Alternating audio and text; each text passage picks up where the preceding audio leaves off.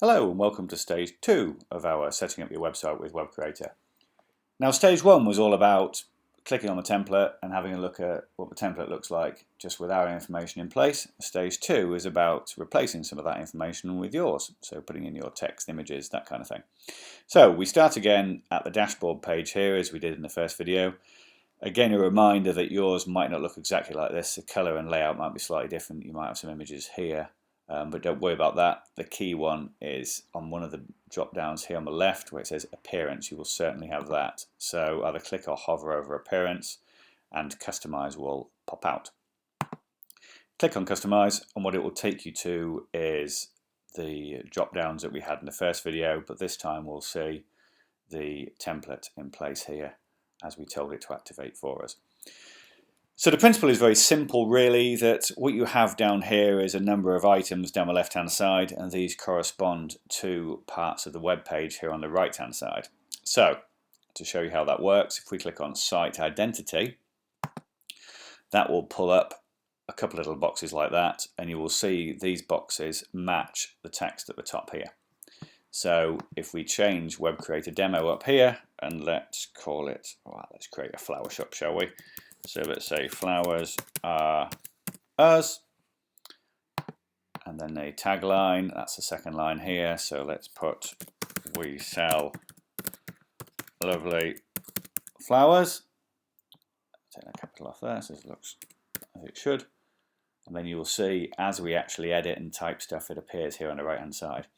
Don't forget to make sure it stays where it should, to click save and publish, and there you go. So the principle is the same working down. We'll change a few more just to show how it works. Header image is, do you want a logo of any sort underneath where it says we sell lovely flowers here? So let's say we do. Let's click on here. None set at the moment. So what we have to do is we have to create a new image. So what you would then do is your logo or a nice little picture or something that you had and wanted to put on the website. It's recommending a size of 300 by 100. If you don't know what that means, don't worry, because it will give you the opportunity to crop that image in a minute when I show you how it's done. So click on add new image.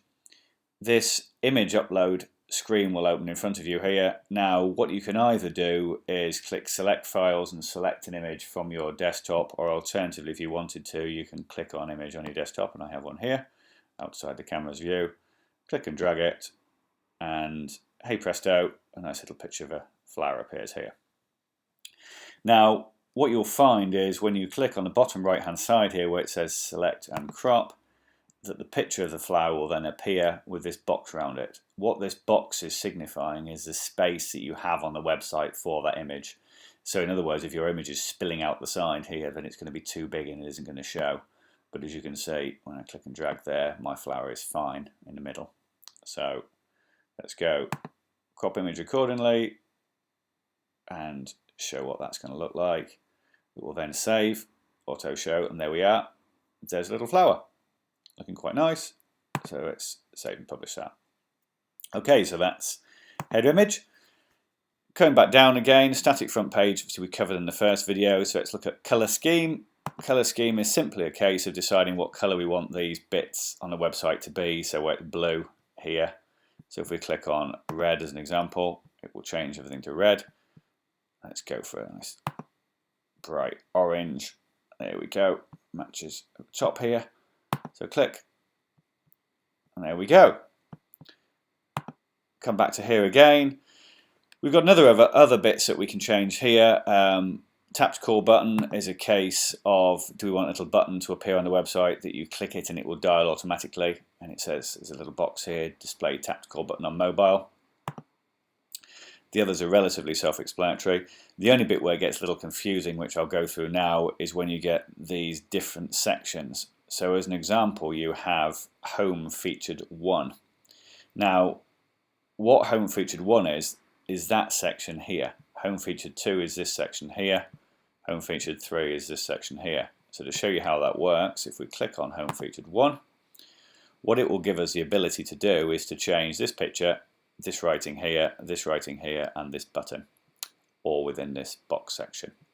So to do that, the same method applies as when we loaded our flower on earlier. We just click on select image, takes us back to the media library here, if we go to upload files, and we want a nice picture that matches, so I've got one over here on my desktop, which is a picture of a flower.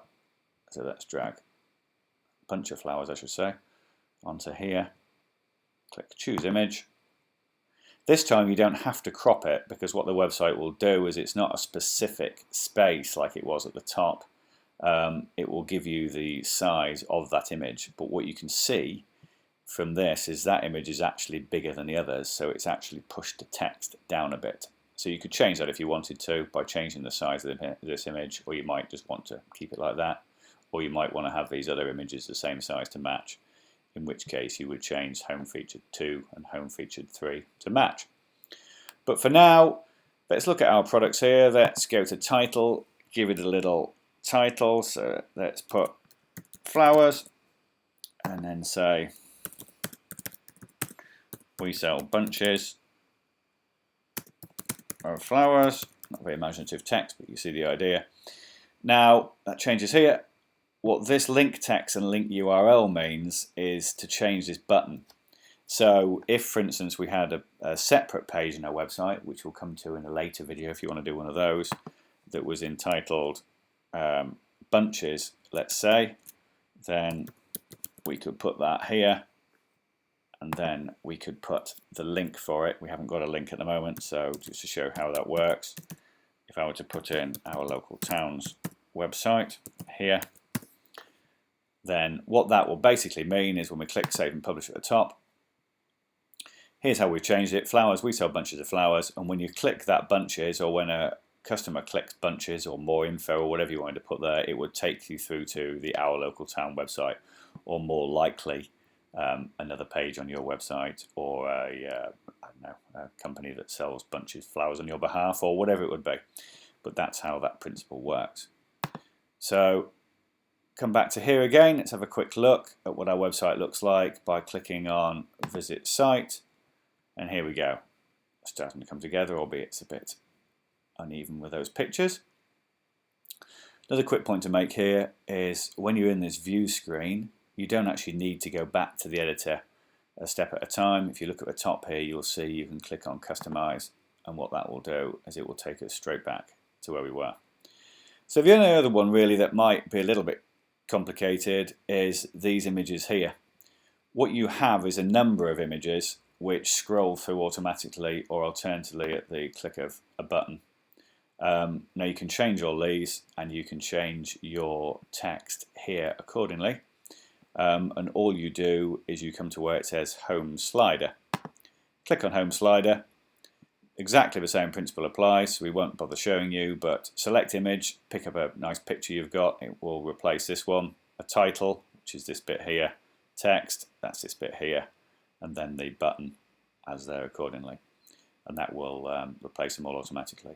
You've actually got up to 5 different sliders here, as you'll see, slider 2, slider 3, slider 4 and slider 5, but don't worry, you don't have to fill them. If you only want to do 2 or 3, then just fill 2 or 3 and they will populate it accordingly. So that, for video 2, is that. The key point to make is don't worry, just have a play with your website. You're not going to break anything. Have a fiddle around with it, change some colours, see what you think looks cool, change the text around, change the images around, etc, etc. And then if you want to get a bit cleverer and start adding extra pages and doing extra stuff, then come back and look at the other videos. Thank you.